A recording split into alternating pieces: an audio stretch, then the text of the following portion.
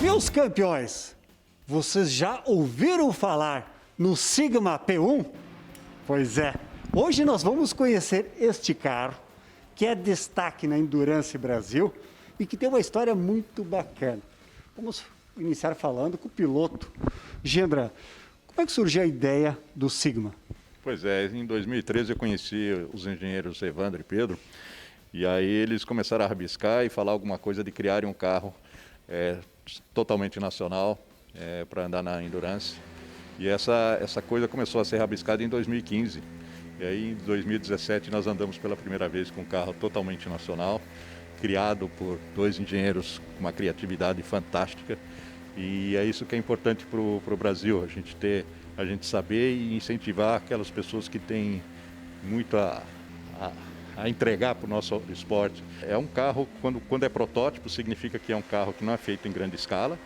Ele é todo criado, então não é em cima de um chassi que se cria um carro, e sim criar o próprio chassi, né?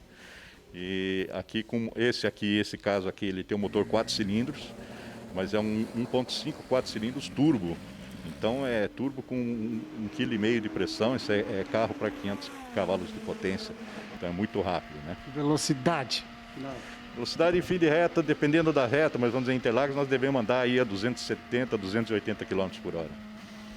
Você falou do motor, da potência do motor, e eu vou chamar o Pedro. Pedro, por favor, chega aqui, porque o Pedro estava me falando que esse motor tem um detalhe diferente aí do que a gente conhece por aqui. Tudo bem, Pedro? Tudo bem. Pois é, esse motor é realmente uma invenção nossa. A gente projetou e construiu o bloco, o virabrequim, as bielas, toda a parte de baixo do motor foi projetada pela gente. E a gente usa basicamente o conjunto de cabeçote da Suzuki Hayabusa, mas com o curso e o diâmetro para a gente ter mais ou menos 1.500 cilindradas. E toda a parte de baixo super reforçada para aguentar muita rotação e muita pressão de turbo. Hoje a gente está andando com aproximadamente 500 cavalos de potência e a gente transmite essa potência para as rodas por meio de uma caixa de transmissão da Ricardo, que é a mesma caixa de marchas usada na Indy Lights hoje em dia. Como a gente desenvolveu o bloco, tem um longo caminho no desenvolvimento desse motor, tanto no sentido de reduzir o consumo de combustível enquanto a gente aumenta a potência. A questão é como encontrar os limites sem a gente forçar demais, porque ainda tem que durar 4 horas, 6 horas de funcionamento a pleno no fim de semana da Endurance, né? Como é que esse Sigma, essa aerodinâmica, esse conceito, né, aerodinâmico que é tão importante? Ele é bastante inspirado nos modelos europeus de LMP1, LMP2, um foco muito grande na aerodinâmica dianteira, todo o chassi, o desenho da suspensão é todo voltado primeiramente para a aerodinâmica, então não é o que se esperaria normalmente de um carro de corrida se for tirar as carenagens, mas a partir do momento que tu coloca as asas, o assoalho do carro, ele se torna extremamente efetivo, extremamente eficiente para ter o máximo de downforce com o mínimo arrasto aerodinâmico. Estamos olhando aqui o cockpit aqui. Explica para a gente um pouco o cockpit.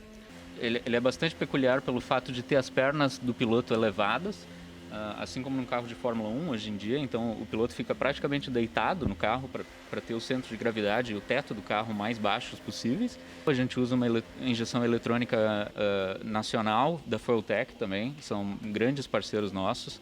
Aqui no volante a gente tem o controle da asa móvel, as trocas de marcha do câmbio são feitas com essas aletas atrás do volante, o controle do rádio, a troca de telas da injeção eletrônica, o acendimento dos faróis, o controle do pitch limit. E fora isso a gente ajusta os mapas do motor para a gente ter um ritmo mais forte para a qualificação, o mapa normal de prova ou um mapa mais econômico caso a gente precise poupar combustível no fim de um stint. Que show, hein? Que show. Pedro, quantos quilos pesa o Sigma P1? Esse carro aqui com motor 4 cilindros está pesando aproximadamente 800 quilos, que fica no limite para a categoria P1 e ainda tem uma margem, a gente poderia baixar ainda um pouco o peso dele para correr na categoria P2.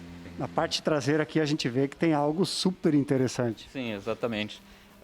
Uma das coisas que a gente desenvolveu para esse carro é a asa móvel, um sistema de DRS, né, como se usa na Fórmula 1. Também foi totalmente desenvolvido pela gente e significa que a gente consegue abrir o flap nas retas e diminuir bastante o arrasto.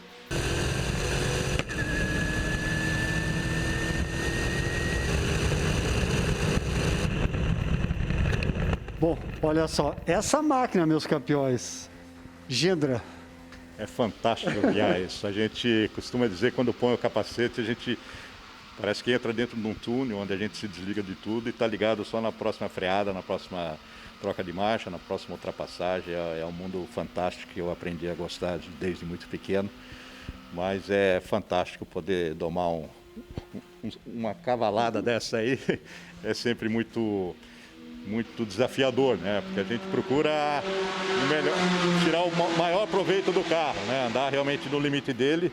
E aí, na Endurance, que são provas de 4 horas e de 6 horas, você aí procura andar numa média bastante constante, onde você poupa freio, poupa pneu, para que você tenha um carro resistente uma prova inteira para buscar o pódio e a vitória.